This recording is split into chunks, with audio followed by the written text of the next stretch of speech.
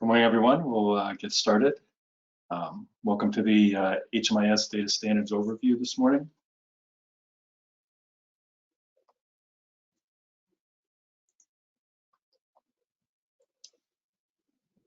A few quick notes about the webinar setup. Non-presenters and organizers are muted. Please use the questions area in the control panel of the webinar to ask questions. We'll answer as many in real time as possible.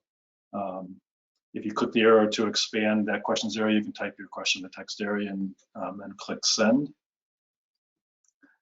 This webinar is not intended to address specific client data situations. If you have some specific question about how to enter data for a particular situation, please contact the HMIS help desk with the email address there.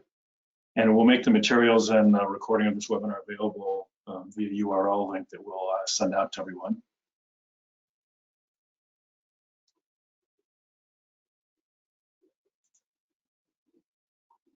So on the agenda today, this webinar we're conducting in conjunction with some webinars we did surrounding the changes to the HMIS data standard that are coming up on October 1st for the 2024 fiscal year.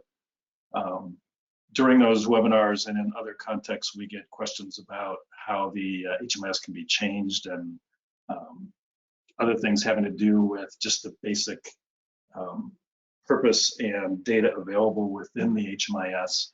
So we're conducting this webinar to go through basically what the HMIS is, how the HMIS data is used, some resources, and go through very specific information about what's included in the various data elements, and then answer questions as we go along.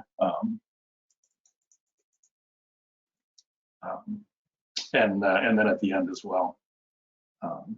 So for those of you who are really familiar with the HMIS, this may seem very basic.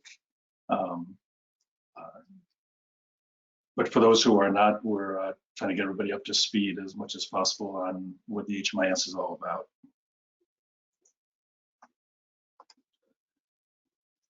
So in terms of definitional information, U.S. Department of Housing and Urban Development, HUD, mandates that continuums of care must use a homeless management information system, which we abbreviate as an HMIS. All HMIS implementations must follow the HMIS data standard that's published by HUD. To quote directly from the HUD manual, HUD Data Standards Manual, it's a locally implemented data system used to record and analyze client, service, and housing data for individuals and families who are experiencing homelessness or at risk of homelessness. So the data standards define what the HMIS is and how it actually operates. We get lots of questions about how to customize the HMIS. For the things that are defined by HUD, the vendors who provide the HMIS systems and continuums of care may not alter those questions or the defined responses in any way. But it is possible to add custom questions and responses that the vendors can add or COCs can add if there are things that if there's data that need to be collected outside of what the standard HUD data collection looks like. And just to note that the HMIS data standard does not, as it goes through each question and each response, doesn't differentiate between required or optional questions. If a question falls under those defined for your funding and project type, HUD's expectation is that it will be completed during the assessment.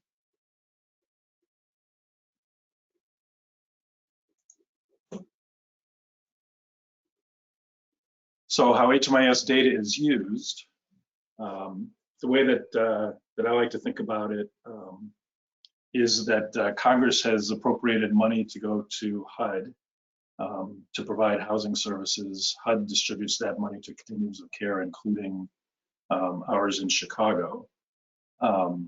We've implemented an HMIS system that keeps track of the data, and through that we provide standard reports back to HUD through various upload portals. One is Sage and one is HDX. where those reports get brought back to HUD, and then HUD in turn reports back to Congress through things like the AHAR report and other reporting as to how the money is being spent and what the state of homelessness is in the United States.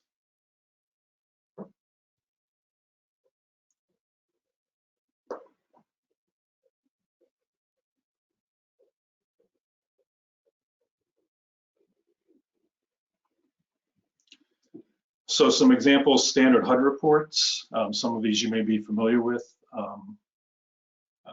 All agencies for basically all projects are required, if they receive HUD or COC funding, to file an annual performance report on the anniversary of the project. There are consolidated annual performance and evaluation reports for some projects. As the HMIS lead, we provide the system performance measure on an annual basis that looks at an overall view of performance for clients and projects within the continuum. There's a longitudinal system assessment that looks at our data over time to see that it makes sense year over year. Looks for different kinds of reporting errors, inconsistencies in data, and things like that.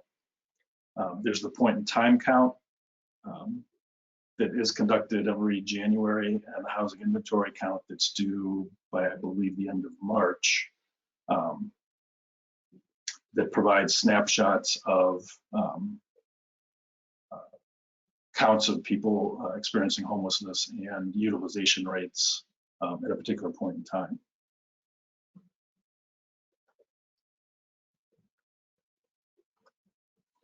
Some examples, reports for our continuum and data extracts within the continuum.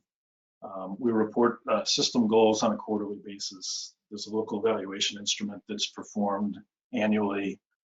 DFSS has quarterly reports that are supported by HMIS data. We run data quality on a quarterly basis. There are data extracts for the inclusive economy labs, dashboards on the COC website. We generate on a weekly basis an active client list, an active CE client list, utilization reports, and coordinate entry referrals and time to housing. It's just a small sample of them. There are many other reports and things like that, but basically data that gets entered into the HMIS gets used to support all of those reporting activities.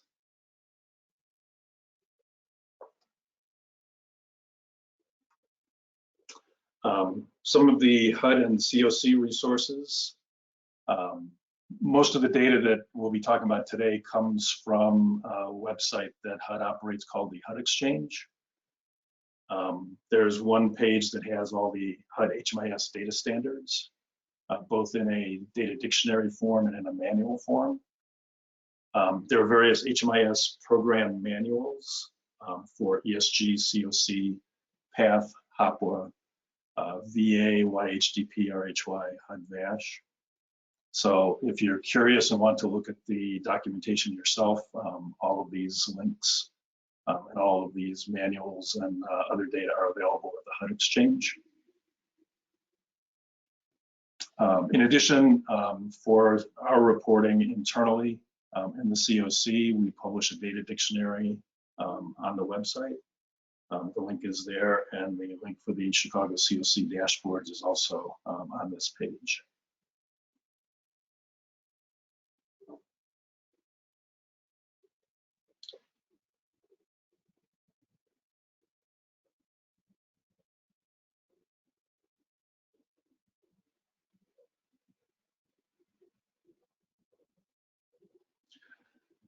So to get into the actual HMIS data standards, HUD separates them into various categories.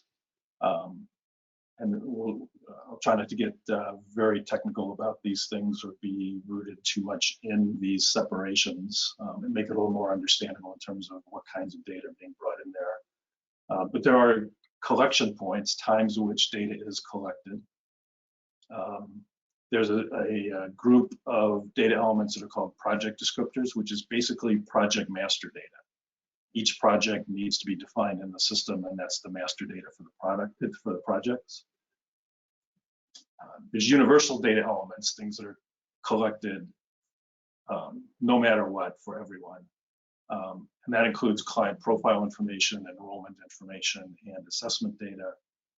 And then there are program-specific data elements, things that are only collected for certain program types.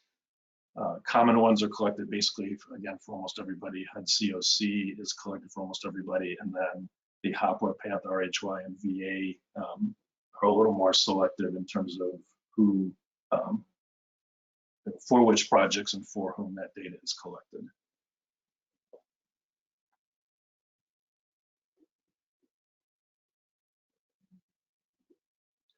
So for collection points, those are project enrollment phases where assessments are conducted and the relevant data is collected. Those collection points are project start, when a client enters a project, update, based on the workflow of the project or relevant changes in client data. There's a project update that's performed and assessments and data is collected at that point. A project annual assessment, an annual update that's required for clients on the anniversary of their start date for clients that have long-term continuous stays. Project exit, when the client actually exits from the project. And project post-exit, things that are collected, if possible, after the client has actually exited from the project.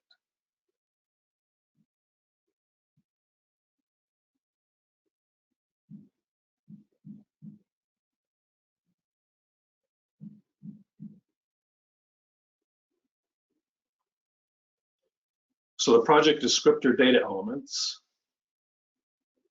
are listed here.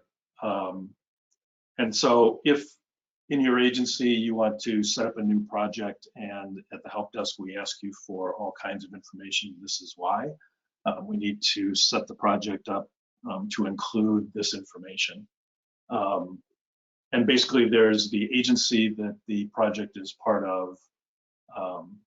The HMIS system generates a new project ID. It's usually sequential. We have the project name, a yes or no for whether it's a gender-based or domestic violence provider, the start date of the project, the end date of the project, if you shut a project down, a flag for if it's a continuum project. The project type needs to match your grant type. So there's shelters, street outreach, safe havens, permanent housing of various types, services only, day shelters,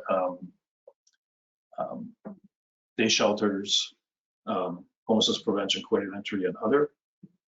The reason it's highlighted in red is this is one of the areas that's changing with the 2024 data standard, where the emergency shelters are now split into two types, night by night and entry exit.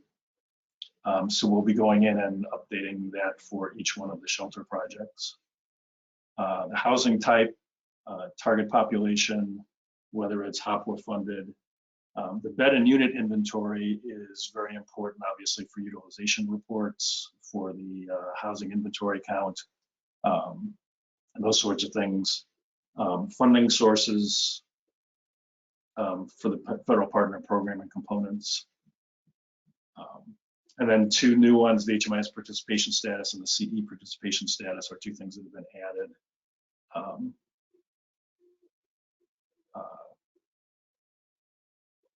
In the 2024 data standard. I see a question from Maria about the deadline to submit reports. I'm not sure which reports you're referring to, Maria, but again, if you could submit that through the help desk, we can help you out with that.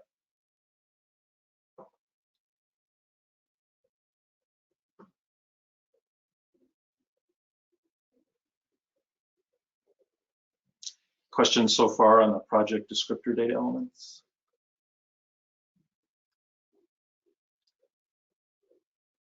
And again, pieces of this information in terms of the start and end dates, continuum project, project type, inventory, and things like that are vitally important to the reporting, going back to HUD being correct.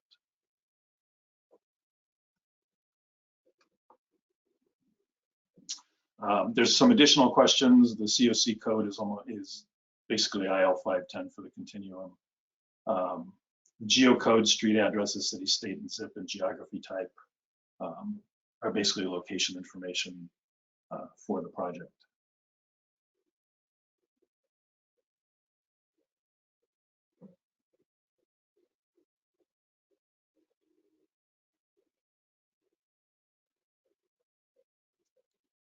For the universal data elements, the first part of it, even though they're grouped under universal data elements with lots of other things, I basically look at as client master data. And all of these are required, or client profile data in the terminology for our HMIS. And the collection point, so the format of these is going to be a little bit different in terms of presentation. There are extra columns in addition to the description to show which clients the data is collected for, and the collection point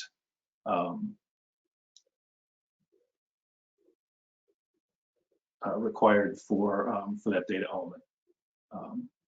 So for these, it's created when the client record is created. It's basically done for all clients, and it's basically name, social security number, date of birth, race, ethnicity, gender, and veteran status.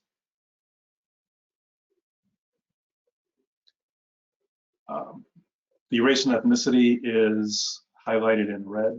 In the 2022 data standard, race and ethnicity are separate columns, separate elements.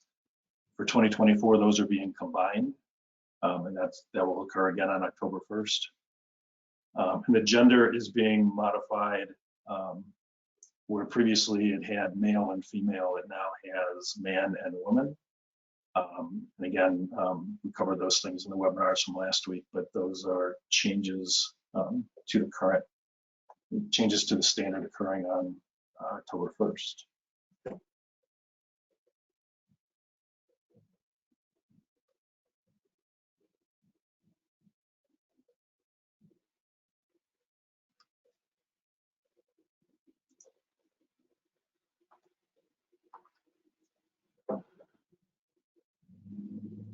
Additional universal data elements have to do with the enrollment. And you can see that most of these are collected at the start or the entry into the into the project. So it's recorded whether the client has a disabling condition. Their household is created. The household is actually referred to as metadata, not universal data element, but I included it here to show that the household can be identified at this point. The relationship to head of household. This is one of the areas where we have significant issues, honestly, in terms of completeness of data and where we get flagged in the LSA and other places. The project start and exit date. The entry date is entered at start, exit date is entered at exit. Destination is entered at exit. This is another place where there have been changes to the 2024 data standard. If the client is renting with a subsidy, there's now a single rental with subsidy exit destination, and then there's a dependent question that opens up to show what kind of subsidies being received.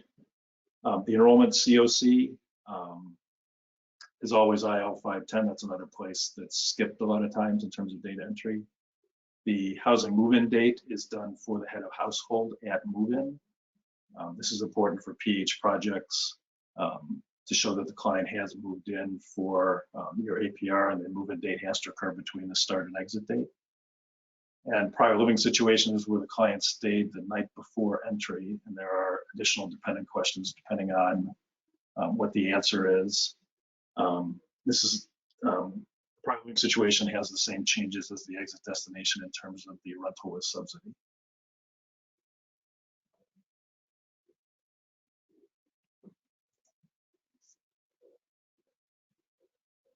Any questions on universal data elements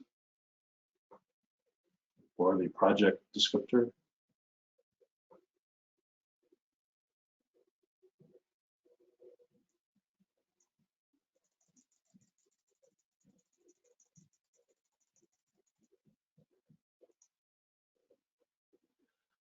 So now the program-specific data elements that are common.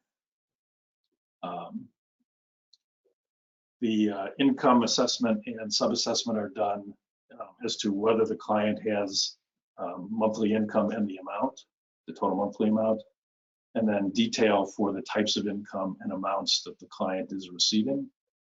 And this is done for heads of household and adults at start, update, exit, and annual assessment.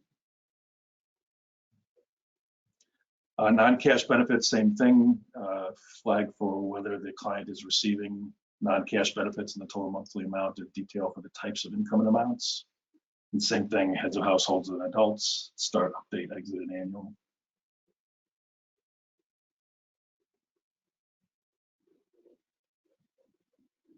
So Leah has a question for the race, ethnicity, and gender. Will all selected options be reported in one cell when exported? Yes, the way that they're being entered into the system is as comma separated values in a single value.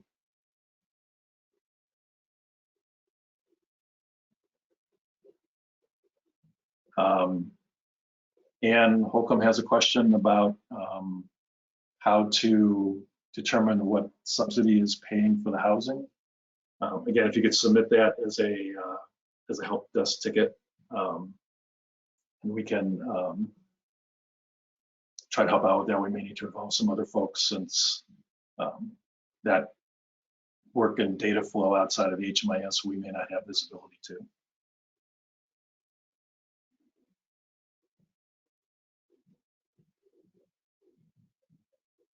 Other questions?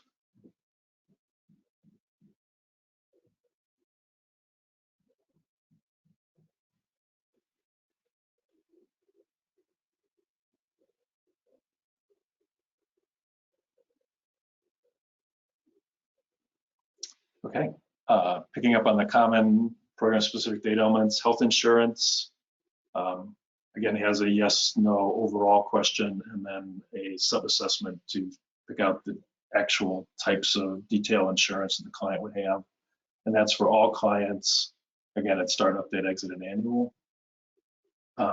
Physical disability, developmental disability, chronic health condition, HIV, AIDS, mental health disorder, substance abuse, substance use disorder, are all detail items having to do with the overall disability question, where data is collected about the specific disabilities that a client might have, and those are collected on all clients at start, update, and exit.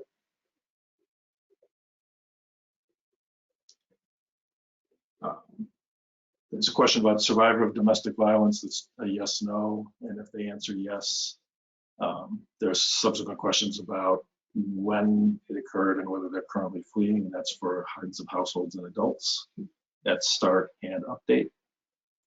And the current living situation is where the client will stay tonight.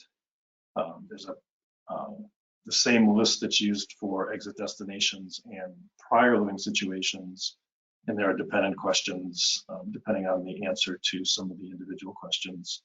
And that's done for heads of households and adults, and that's done at every contact, so that this would trigger, and was done during the update in addition to start and exit and annual.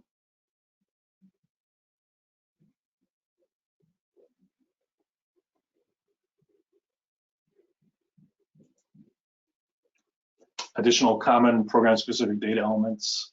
The date of engagement is basically for shelter night by night, street outreach and services only when the client's engaged.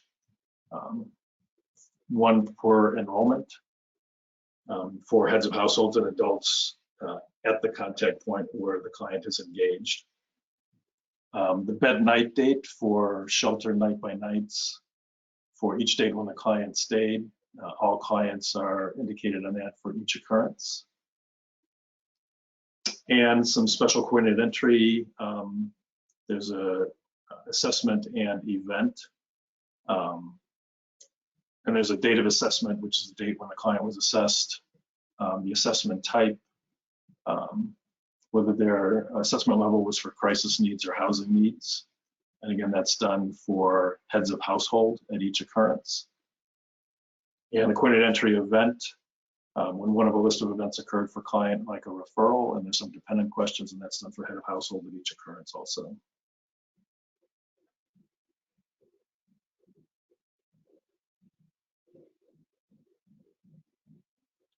Questions on the common data elements?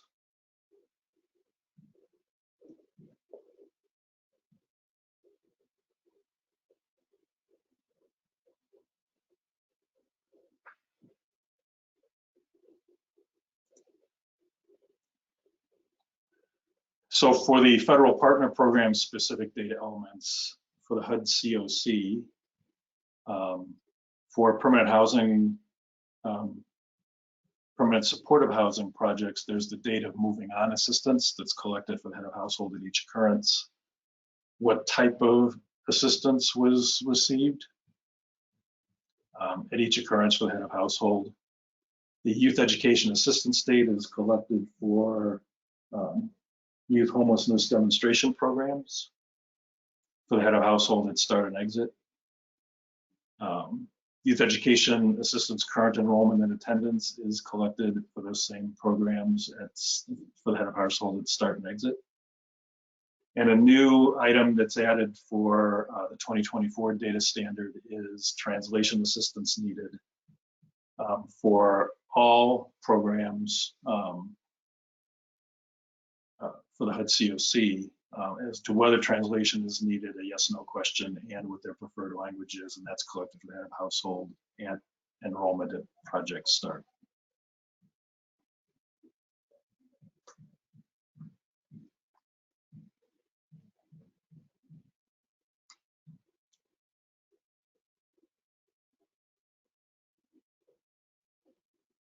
Questions so far on the HUD COC program specific elements?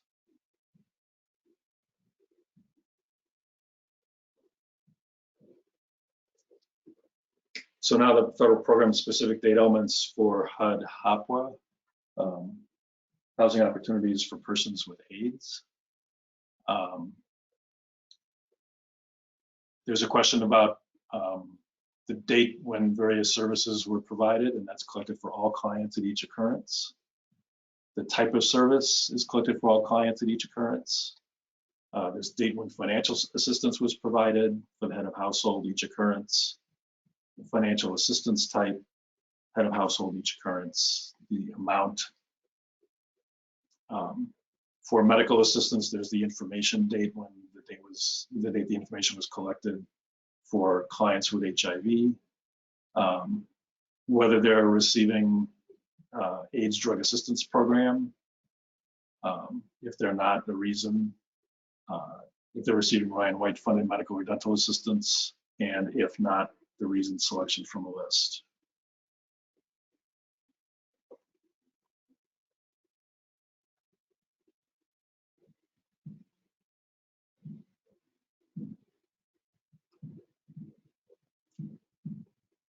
In addition, there's an information date for when the data about T-cell and viral load data was collected for all with HIV at the start, update, and exit.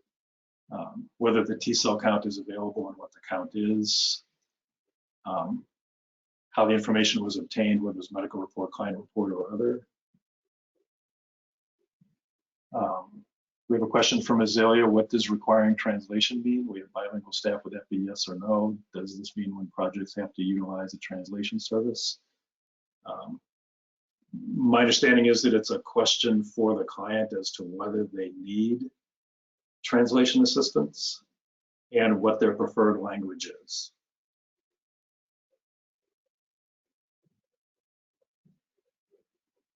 So it's not a question of having bilingual staff. It's a question of whether the client, head of household, requires translation assistance. For the projects for assistance in transition from homelessness, there's a date of service for when PATH services are provided, the type of service, the date of PATH referral provided, and the type of referral provided that are done for heads of households and adults at each occurrence. There's a date when the PATH status was determined that's done once for heads of households and adults. The date the client, whether the client became enrolled in PATH, yes, no, again, once for heads of households and adults. And is there a connection with SOAR, yes, no, for heads of households and adults that's collected at project entry, update, exit, and annual review.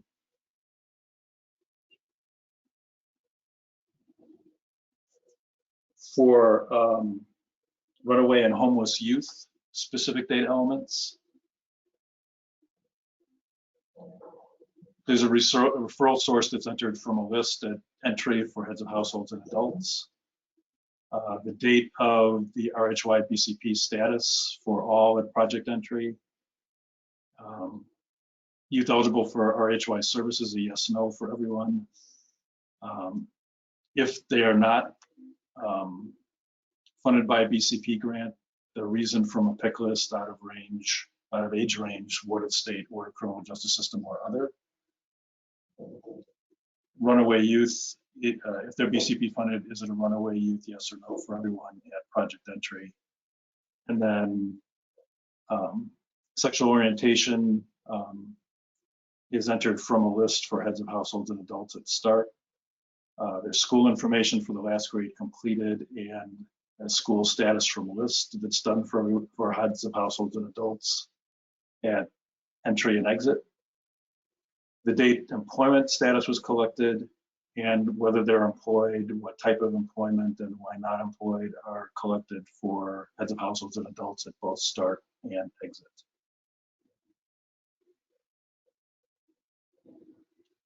In addition, for RHY, their general health status from a list is collected for heads of households and adults at start and exit. Dental health, mental health are also collected at that time. Pregnancy status, yes or no. At start and update for heads of households and adults, their due date. Whether they were formally a ward of child welfare foster care agency is a yes, no flag collected at entry for heads of households and adults. How many years they were a ward of the state, less than 1, 1 to 2, 3 to 5 plus. Formally awarded the juvenile justice system, if yes, the number of years. Unemployment, family member, yes, no, mental health disorder, physical disability, alcohol or substance use, and insufficient income to support youth, family, any family member. All those are collected for heads of households and adults at project entry.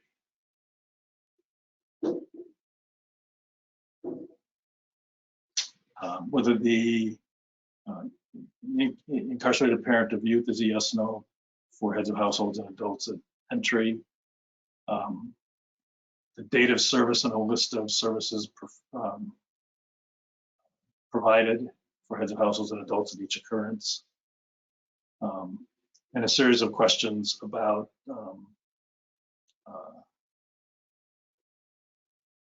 coercion and in various forms for receiving anything of value or work-related items or things like that. And those are collected for heads of households and adults at exit.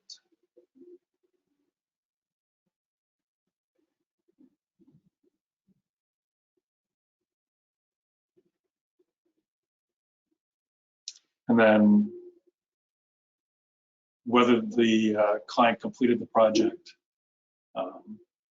if they were involuntarily exited from the client, what the reason was from a list. Did the client receive counseling, the type of counseling, the number of sessions received by exit, total number of sessions planned, what plan is in place to start or continue counseling after exit, exiting to a safe destination as determined by the client. Same question as determined by the project caseworker. Does the client have positive adult connections outside?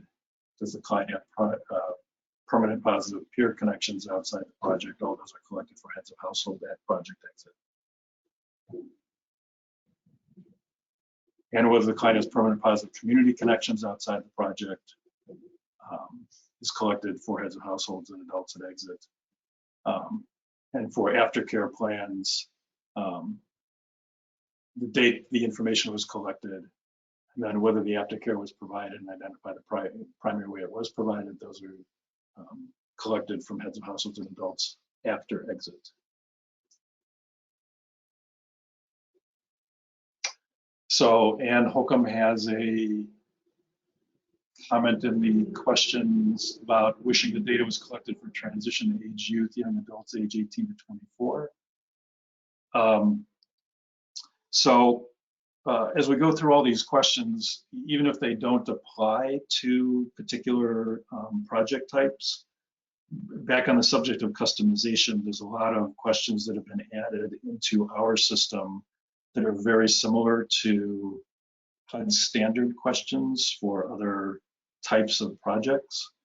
And so one of the reviews we can do as we go through what all the various assessments look like and things like that are, as a community, whether we want to collect this data and which question we want to use.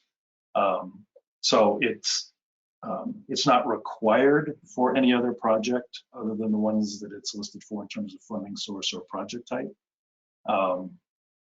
But it is possible, I don't want to advocate or not for any particular thing, but it is possible to utilize questions in other contexts if we decide as a continuum to do that.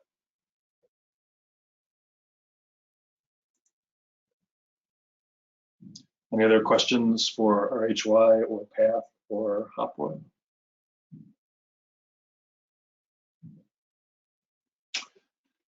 So for the Veterans Administration specific data elements, for all veterans, when the client record is created, the year they enter military service, whether they were in particular theaters of operation, which branch of the military, and what their discharge status was, are all collected at the time the client record is created.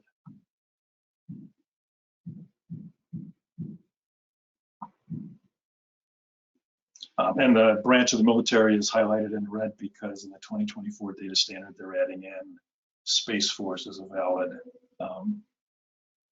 branch of the military.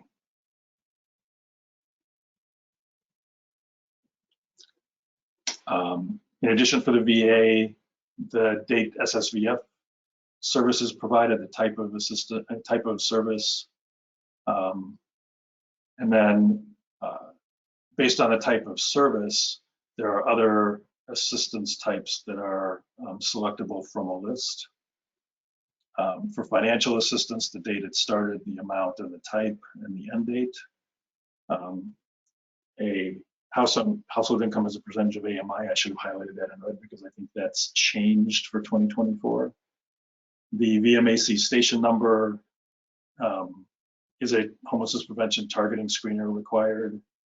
Housing loss is expected within, and if it's yes, the time period from a list, and the current household income, if yes, whether it's $0 or 1% of AMI from a list.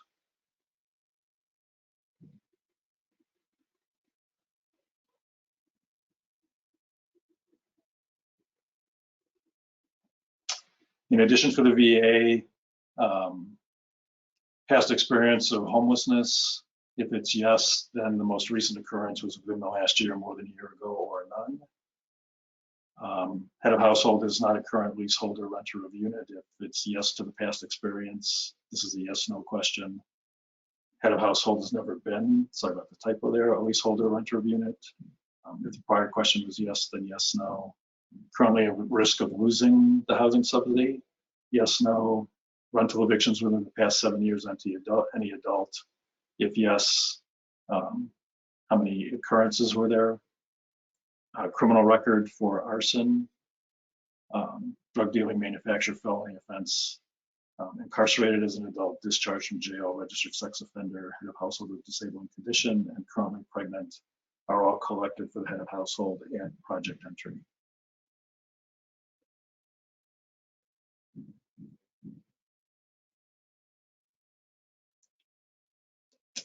And finally, for the VA data elements, whether it's a single parent or garden household with minor children, household includes one or more young children age 6 or under, or a child who requires significant care. Household of 5 or more requiring at least 3 bedrooms. Household includes one or more members of an overrepresented population of the homelessness system. And those are all collected from the head of household at enrollment. And then there's the homeless prevention applicant total points and the grantee targeting score that are entered as numbers for the head of household at enrollment. The date for HUD-VASH voucher tracking, what the voucher change was, the text of change if the list was other, and the case management exit reason from a list are collected from heads of households. The first 3 at each occurrence and the last one at exit.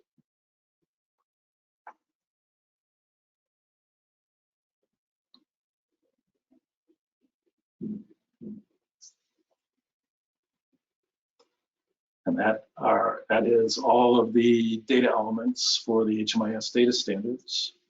Are there additional questions?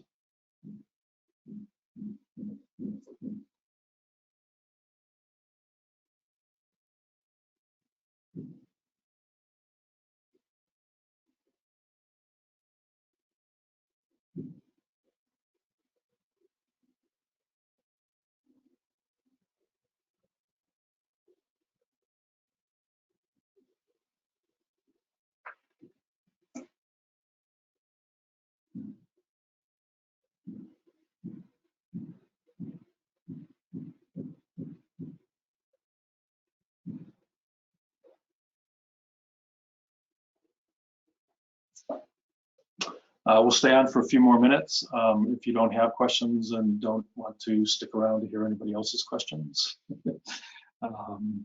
feel free to exit. We'll give you a few minutes back in your day. Otherwise, we'll, like I said, I'll stay on, see if there's any additional questions. Appreciate everyone's attendance and involvement.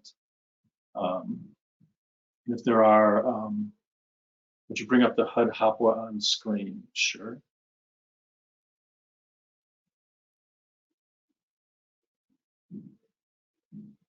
So there's actually 2 slides.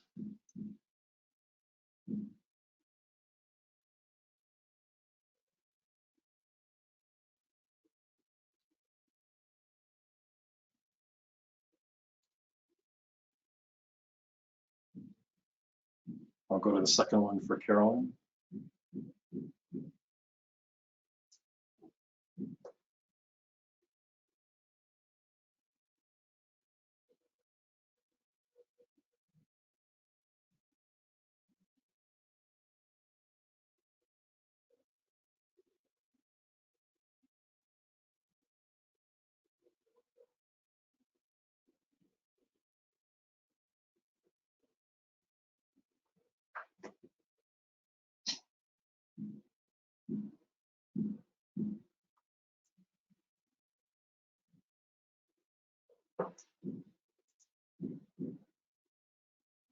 You're welcome.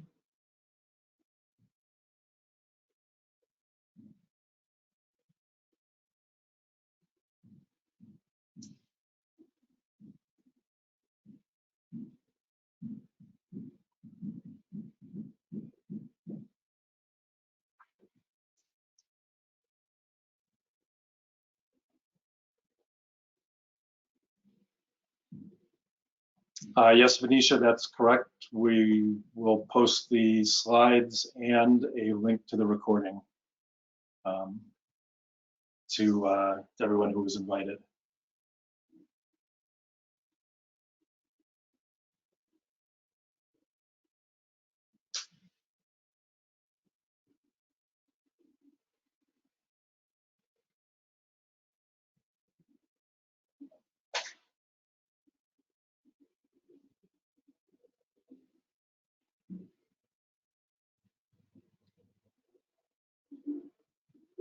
Okay, Okay, thank you again. Hope this was helpful. Apologies again for the interruption in internet service in the presentation. I appreciate everyone sticking with us. And we'll end the webinar now. Thanks, everyone.